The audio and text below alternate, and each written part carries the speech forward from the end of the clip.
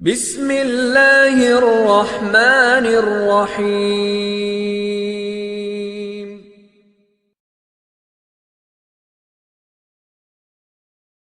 السلام عليكم ورحمة الله. إن الحمد لله نحمده ونستعينه ونستغفره ونعوذ بالله من شرور أنفسنا ومن سيئات أعمالنا. من يهده الله فلا مضل له ومن يضلله فلا هادي له. وأشهد أن لا إله إلا الله وحده وأشهد أن محمدا عبده ورسوله وما بعد.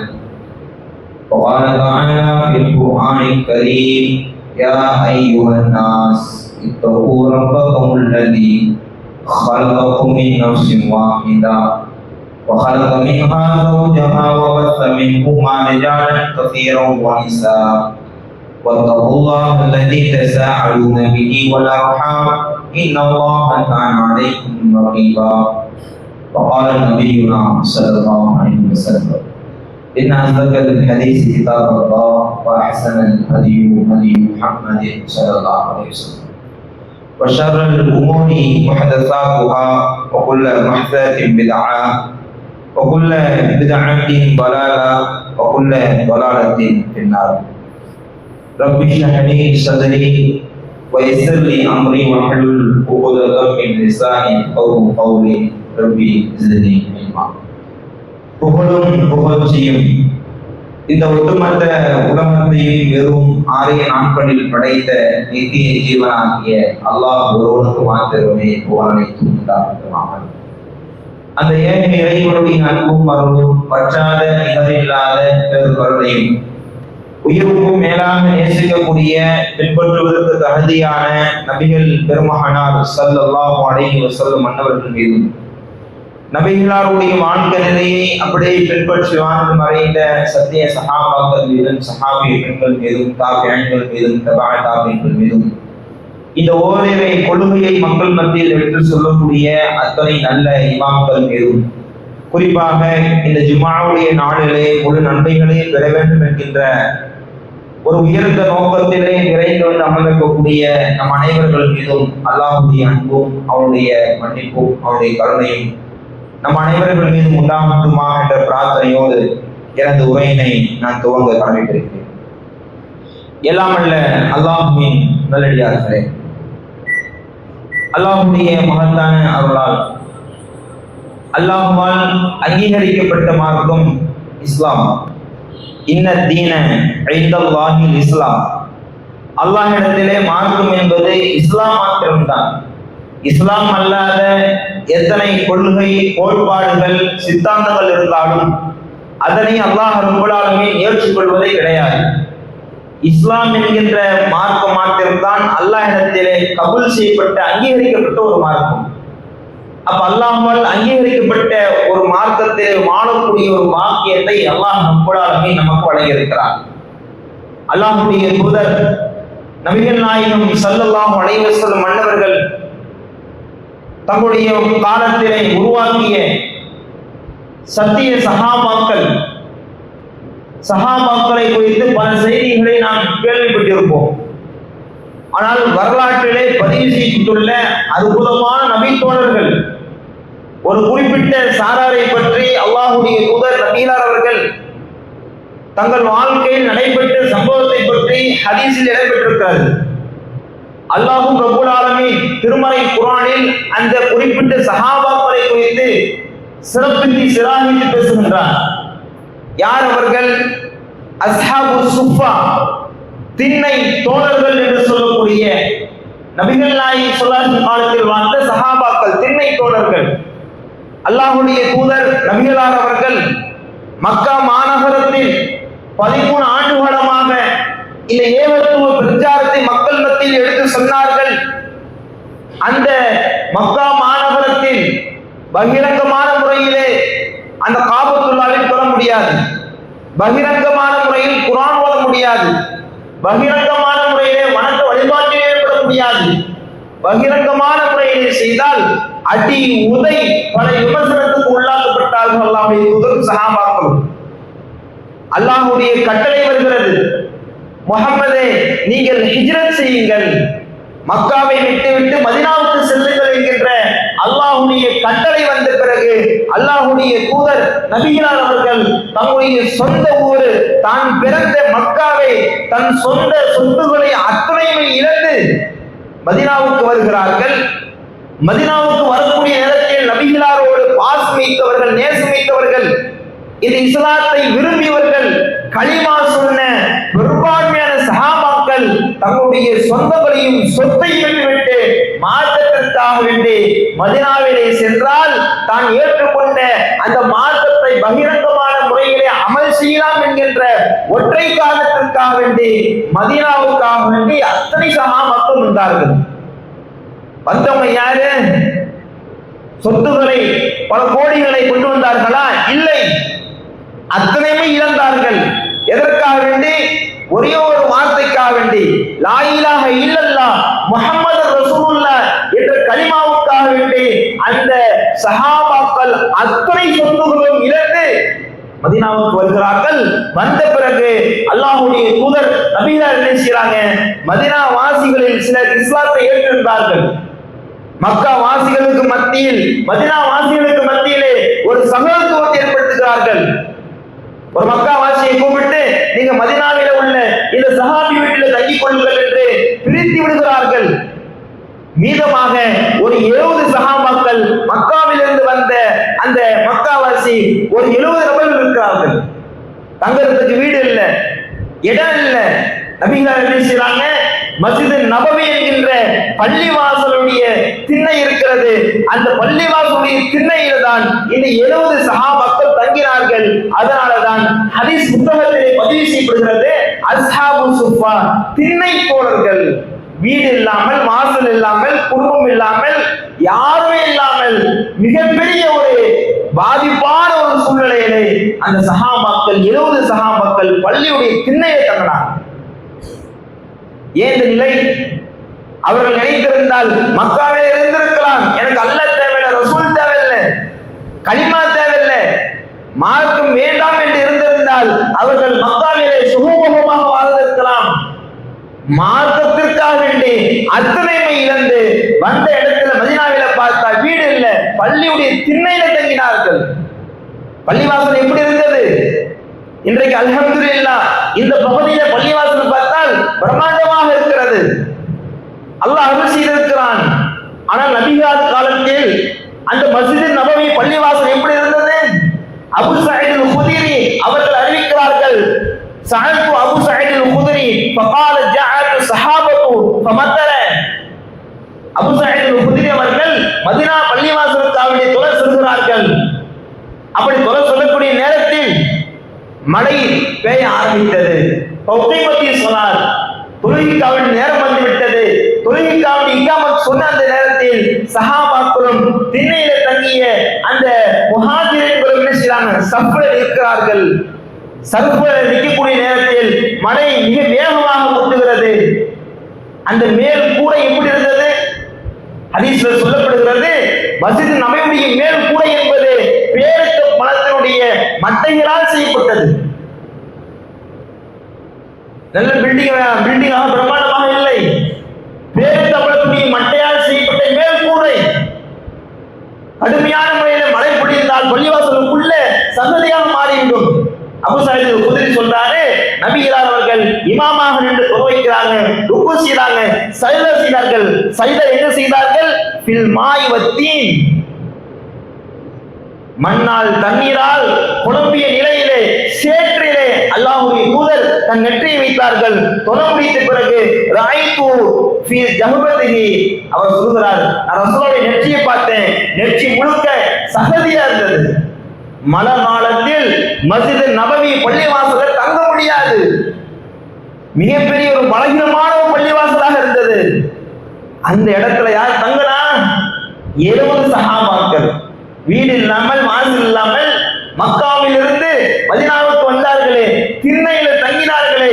மழை காலத்தில் தொழ முடியாது, மழை காலத்தில் அந்த 70 சஹாபாக்களால் தூங்க முடியாது.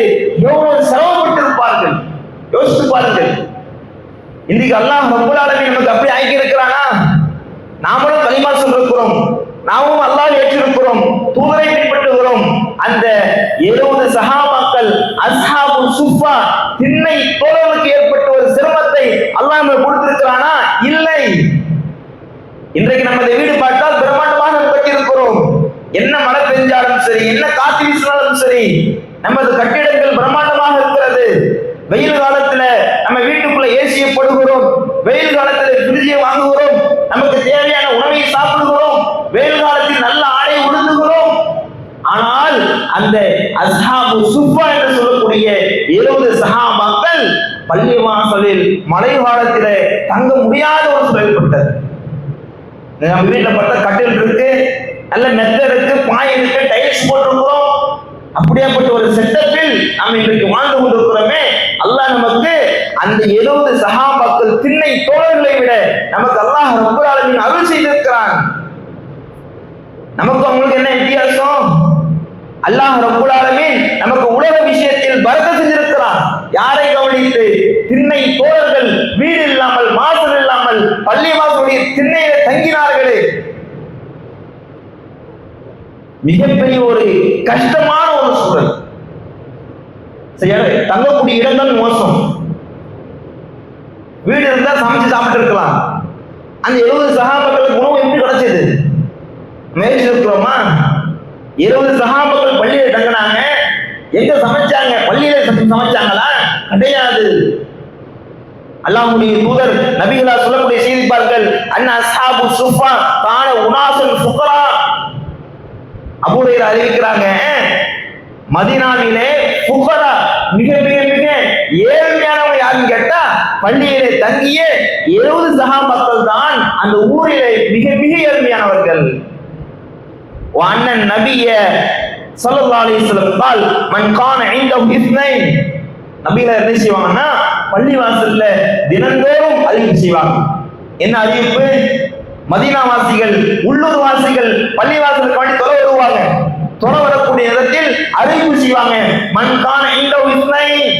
மதீனா வாசிகளே, உங்க வீட்டுல 2 நபர்கள் சாப்பிடக்கூடிய அளவுக்கு உணவு இருந்தால் நீங்க 2 பேரும் சாப்பிடாதீங்க. மூன்றாவதாக ஒரு திண்ணை தோழர் 70 பேர் சாப்பாடு இல்லாம வழி இல்லாம சிரமப்பட்டு இருக்கிறாங்க. மூன்றாவதாக ஒரு திண்ணை தோழரை அழைத்து சென்று 2 பேர் உணவை 3 பேராக பிரித்து சாப்பிடுங்கள். மீண்டும் மீண்டும் சொல்றாங்க, மன்கான இந்தஹு ராபியா. யாரிடத்திலே 4 நபர்கள் சாப்பிடக்கூடிய அளவுக்கு உணவு இருக்குமோ 4 பேர் சாப்பிடாதீங்க. 5ஆவதாக ஒரு திண்ணை தோழர் அழைத்து சென்று 4 பேர் உணவை 5 பேராக சாப்பிடுங்கள். அன்பிற்கினியவர்களே, நபிகளார் பள்ளிவாசல் அறிவிப்பு செஞ்சாதான் சஹாபாக்கள் திண்ணை தோழருக்கு உணவு. அறிவிப்பு செய்யலனா அவங்களுக்கு உணவு கிடைக்காது. ஒரு கட்டத்தில் உணவு இல்லாமல் சிரமப்பட்டார்கள். பிலால் ரலியல்லாஹு அன்ஹு சொல்கிறார்கள், யா ரசூலல்லாஹ், சில நாட்களாக எங்களுக்கு உணவு கிடைக்கவில்லை. நாங்கள் வெறும் பேரித்தப்பழத்தை சாப்பிட்டு எங்கள் வயிறு இறுகி விட்டது. பேரித்தப்பழம் என்பது ஒரு இறுக்கமான பொருள், ஒரு இறுகிய பொருள், ஒரு உணவு. அவர் சொல்றாரு, நாங்கள் பேரித்தப்பழத்தை அதிகமாக சாப்பிட்டு எங்கள் வயிறு இறுகி விட்டது. நாங்கள் மலர்ஜலம் கரைக்கு சென்றால் எங்களுக்கு ரொம்ப சிரமமா இருக்கு யா ரசூலல்லாஹ். கவலையோடு சொல்றார்கள், சமைக்கப்பட்ட உணவு இருந்தால் எங்களுக்கு வாங்கி தாருங்கள். நபிகளார் சொல்றாங்க, யா பிலால், பிலாலே, சமைக்கப்பட்ட உணவு எனக்கு வந்திருந்தால் நான் உங்களுக்கு கொடுத்திருக்க மாட்டேனா? ஒரு சில கட்டத்தில் அந்த திண்ணை தோழருக்கு உணவு இல்லாத நேரத்தில் பேரித்த பழத்தை மாத்திரம் சாப்பிட்டுக் கொண்டு தங்கள் வாழ்க்கையை கழித்தார்களே. அன்பிற்கிறவர்களே, இன்றைக்கு ரப்பல் ஆலமீன் நமக்கு உணவு விஷயத்துல அல்லாஹ் குறைவித்தானா? யோசியுங்கள். இன்றைய காலத்தில் காலை உணவு பார்த்தா பல வகையான உணவு. இட்லி, பூரி, சப்பாத்தி சாப்பிடுறோம். மதிய நேரத்துல இன்னைக்கு வெள்ளிக்கிழமை நிறைய வீட்டுல கறியாக இருக்கும், மீனாக இருக்கும். நமக்கு பிடித்த மாமிசத்தை கறியை வாங்கி சமைக்க நாம் சாப்பிடுகிறோமே. நமக்கு பிடித்த உணவை நம்ம சமைக்க நாம் ருசியாக புசிக்கிறோமே. ஆனால் அந்த 70 சஹாபாக்களுக்கு நபிகளார் பள்ளிவாசல் அறிவிப்பு செஞ்சாலும் உணவுக்கு வழி இல்லாமல் சிரமப்பட்டார்கள். இன்றைக்கு அல்லாஹ் ரப்பல் ஆலமீன் நம்ம அனைவருக்கும் உணவு விஷயத்திலே பரக்கத் செஞ்சிருக்கிறான். யாரை கவனித்து? அந்த அஸ்ஹாபு சுஃபா திண்ணை தோழர்களை கவனித்து. ஒரு குட்டி செல்வத்துல வாழ்றோங்க. நம்ம நினைச்சா பெட்டி குடிப்போம், நைட்ல நினைச்சு சாப்பிடுறோம், நினைச்சா ஜூஸ் குடிக்கிறோம், நினைச்சா வெளியே சுத்துறோமா இல்லையா? நினைச்சதை சாப்பிடுகிறோமே. எப்படி சொர்க்கத்தில் நாம் நினைத்ததெல்லாம் வருமோ அதே போல நினைத்த பொருளை சாப்பிடக்கூடிய நாம் அந்த அஸ்ஹாபு சுஃபா திண்ணை தோழர்களுக்கு நினைத்தால் எதுவுமே கிடைக்காது. வெளியே போய் எதுவுமே சாப்பிட முடியாது. காசு இல்ல, பொருளாதாரம் இல்ல. உலக விஷயத்திலே அல்லாஹ் ரப்பல் ஆலமீன் அந்த அஸ்ஹாபு சுஃபா திண்ணை தோழர்களுக்கு மிகப்பெரிய ஒரு பலத்த அடியை கொடுத்தான், சிரமத்தை கொடுத்தான். என்னதான் சிரமம் கொடுத்தாலும் அந்த அஸ்ஹாபு சுஃபா திண்ணை தோழர்கள் ஈமானை இழக்கவில்லை. உணவு இழந்தாங்க, தங்கும் இடத்தை இழந்தாங்க, சொந்தங்களை இழந்தாங்க, எல்லாத்தையும் இழந்தார்கள். ஈமானை இழக்கவில்லை, இஹ்லாஸ் இழக்கவில்லை, இபாதத்தை இழக்கவில்லை. மார்க்க விஷயத்தில் அல்லாஹ்வுக்கு பிடித்த மாதிரி தங்கள் வாழ்க்கையிலே அவர்கள் செயல்பட்டார்கள். இன்னைக்கு ஒரு சாதாரணமா ஒரு சின்ன பிரச்சனை என்னது? சிலிண்டர் தட்டுப்பாடு, கச்சா எண்ணெய் போக்குவரத்து இல்லை. ஈரான் அமெரிக்காவுடைய போர்க்களத்தின் காரணமாக ஏற்றுமதி இறக்குமதி இல்லை. ஒரு சிலிண்டர் கிடைக்காத ஒரு நேரத்திலே நம்ம சிரமம் பெறுகிறோமே, இதெல்லாம் ஒரு சிரமமா? இதெல்லாம் ஒரு பயமா? யாரை கவனித்து? அஸ்ஹாபு சுஃபா அவர்களுக்கு உணவு விஷயத்தில் மிகப்பெரிய வறுமை அல்லாஹ் கொடுத்தானே, அவர்களை கவனித்து நமக்கெல்லாம் உணவு விஷயத்துல ஒரு சோதனை அல்லாஹ் கொடுக்கல. நமக்கு ஒரு பிரச்சனை, ஒரு சண்டை, ஒரு கஷ்டம், ஒரு வறுமை வந்தா அவங்க நினைச்சு பாருங்க, எல்லாமே ஓடிடும். காசு இல்லையா? திண்ணை தோழர் நினைங்க. இன்னைக்கு உணவு இல்லையா? திண்ணை தோழர்கள் அஸ்ஹாபு சுஃபா நினைத்து பாருங்கள். பல நாட்களாக உணவு இல்லாமல் பேரித்தம்பழத்தை மாத்திரம் சாப்பிட்டு தங்கள் வாழ்க்கை கழித்தார்களே. அவங்க வரலாறை நம் மௌத் வரைக்கும் நாம் ஞாபகம் வைக்கின்ற பொழுது நமக்கு ஏற்படக்கூடிய பிரச்சனையே கிடையாது. இது எந்தளவு? அபூ ஹுரைரா அவங்க சொல்றாங்க, நான் ராயித்து 70 மின் அஸ்ஹாபு சுஃபா. நான் பள்ளிவாசலுக்கு போனேன்.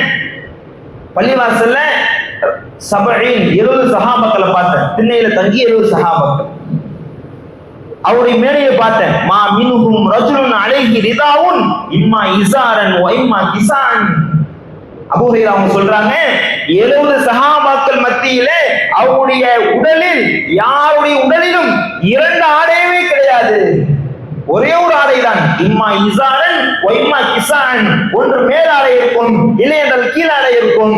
யார் மேலாடை வைத்திருப்பாரோ அவங்க கழுத்தில் இருந்து கால் வரை மறைத்துக் கொள்வார்கள். யார் கீழாடை வைத்திருப்பார்களோ அவர்கள் காலில் இருந்து கழுத்து வரை சுற்றிக் கொள்வார்கள். ஒரே ஒரு ஆடை தான். 70 சஹாபாக்களுக்கும் வெறும் ஒரே ஆடை, 2 ஆடையே கிடையாது. எப்படியாப்பட்ட ஒரு வறுமை! இன்னைக்கு நமக்கு எடுத்து பாருங்கள். ஜும்மா அன்று மேல ஒரு சட்டை, கீழே கைலி அல்லது பேண்ட் போடுறோமா இல்லையா? சட்டைக்குள்ள பனியன் போடுறோம். சில பேருக்கு சட்டையும் பிடிக்காது, டிஷர்ட் மட்டும் போடுவாங்க. சட்டைக்கு தோதுவா மேட்சா பேண்ட் போடுவாங்க, பேண்ட்டுக்கு தோதுவா ஷூ போடுவாங்க, செருப்பு போடுவாங்க, வாட்சி வெட்டுவாங்க. எப்படியாப்பட்ட ஒரு வர்க்கத்துங்க! பெண்கள் இடத்துல பார்த்தா அவ்வளவு புடவைகள், அவ்வளவு ஆடைகள் இருக்கும். பீரோவை திறந்து பார்த்தா அப்படியே நூற்றுக்கணக்கான ஆடைகள் இருக்கும். ஆண்கள் பீரோவை திறந்து அவ்வளவு துணி இருக்கும். வீட்டுல பசங்க இருப்பாங்க, ஸ்கூல் யூனிஃபார்ம், விளையாட்டு uniform, Ramzan dress, Bakrid dress, night dress, ஒவ்வொரு நேரத்திற்கும் ஒரு நாளைக்கு 2 டிரெஸ் 3 டிரெஸ் யூஸ் பண்றோம். அந்த அஸ்ஹாபு சுஃபா திண்ணை தோழர்களுக்கு ஒரே ஒரு ஆடை தான். ஒரு ஆடையை கொண்டுதான் பல ஆண்டுகளாக தங்கள் வாழ்க்கையில் அவர்கள் கழித்தார்கள்.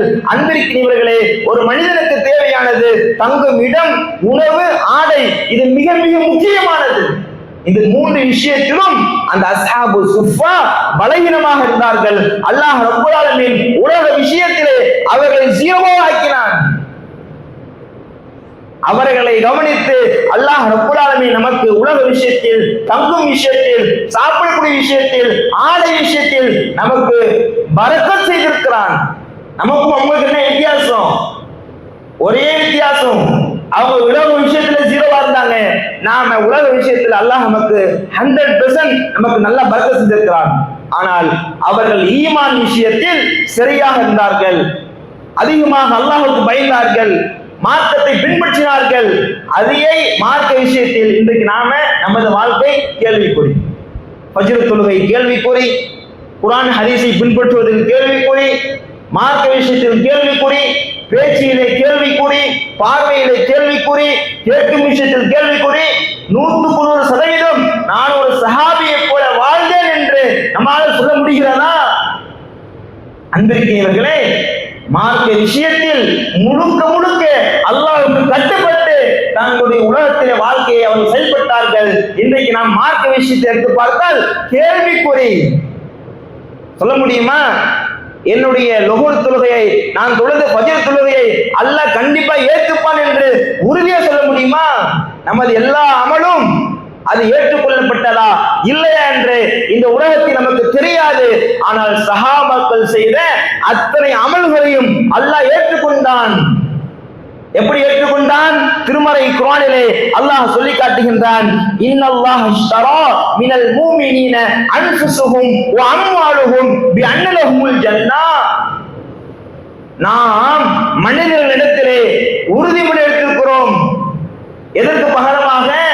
உங்கள் பொருளாதாரமும் உங்கள் உயிரும் சொர்க்கத்திற்கு பகரமாக நீங்கள் தியாகம் செய்ய வேண்டும் என்கின்ற ஒரு உறுதிமொழியை அல்லாஹ் நம்மிடத்தில் எடுத்திருக்கிறான். இந்த உறுதிமொழியை சஹாபாக்கள், திண்ணை தோழர்கள் நிறைவு செய்தார்கள். அல்லாஹ் சொல்லி காட்டுகின்றான், மினல் முஃமினீன ரிஜால், மூமின்களில் இருந்து சில மனிதர்கள் சதகு மா அஹதல்லாஹு அலைஹி, அல்லாஹ் இடத்திலே எந்த ஒப்பந்தம் செய்தார்களோ தன்னுடைய பொருளாதாரமும் தன்னுடைய உயிரையும் மார்க்கத்திற்காக விட்டு சொர்க்கத்தை சிலர் பெற்றுக் கொண்டார்கள், அதை உண்மைப்படுத்தினார்கள் என்று சொல்லி அல்லாஹ் ரப்புல் ஆலமீன் திண்ணை தோழர்களை பற்றி பேசுகின்றான். இன்னும் எந்தளவு அல்லாஹ் சொல்லி காட்டுகின்றான், அந்த திண்ணை தோழர்கள் யார் தெரியுமா? அல்லதீன ஆமனு, ஈமான் கொண்டார்கள், வஹாஜரு, மக்காவில் இருந்து மதீனாவுக்கு ஹிஜ்ரத் செய்தார்கள், வஜாஹது ஃபீ சபீலில்லாஹ், அல்லாஹ்வுடைய போர்க்களத்திலே கலந்து கொண்டார்கள். அத்தகைய சஹாபாக்கள் யாரென்று கேட்டால் பி அம்வாலிஹிம் அன்ஃபுஸிஹிம், அந்த சஹாபாக்கள் தங்கள் பொருளாதாரத்தையும் தங்களுடைய உயிரையும் அல்லாஹ்வுடைய பாதையிலே தியாகம் செய்தார்கள். அலமு தரஜத்தின் இன்தல்லாஹ், அந்த திண்ணை தோழர்கள் என்னிடத்தில் தரஜா, அந்தஸ்தால் உயர்ந்தவர்கள். யாருங்க சொல்ற இது? இந்த ஒட்டுமொத்த உலகத்தையும் படைத்த அந்த அல்லாஹ் சொல்லக்கூடிய செய்தியை பாருங்கள். அஸ்ஹாபு சுஃபானுடைய அந்த தியாகத்தை, அந்த ஹிஜ்ரத்தை, அந்த அல்லாஹ்வுடைய பாதையில் செலவு செய்யக்கூடியதை, ஷஹீதை அல்லாஹ் ஏற்றுக்கொண்டு அல்லாஹ் ரப்பல் ஆலமீன் அவர்கள் என்னிடத்தில் அந்தஸ்தால் உயர்ந்தவர் என்று சொல்லி சிறப்பித்து சிராகி பேசுகின்றான். இன்றைக்கு நாம் நமது கண்ணியம், நமது அந்தஸ்து எப்படி இருக்க வேண்டும்? மார்க்க விஷயத்தில் இருக்க வேண்டும். அல்லாஹ் ரப்பல் ஆலமீன் அந்த சஹாபாக்கள் மத்தியிலே தோற்றத்தை பார்க்கவில்லை, காசை பார்க்கவில்லை, சொத்துக்களை பார்க்கவில்லை. அந்த அஸ்ஹாபு சுஃபா திண்ணை தோழரிடத்திலே அவருடைய உள்ளத்தை பார்த்தான் அல்லாஹ், அவருடைய ஈமானை பார்த்தான், அவருடைய தொழுகையை பார்த்தான். அவருடைய ஈமானையும் தொழுகையும் பார்த்துதான் அல்லாஹ் சொல்கிறான், அவர்கள் என்னிடத்தில் அந்தஸ்தால் உயர்ந்தவர்கள். இன்னைக்கு நம்ம யார் உயர்ந்தவரா பார்க்கிறோம்?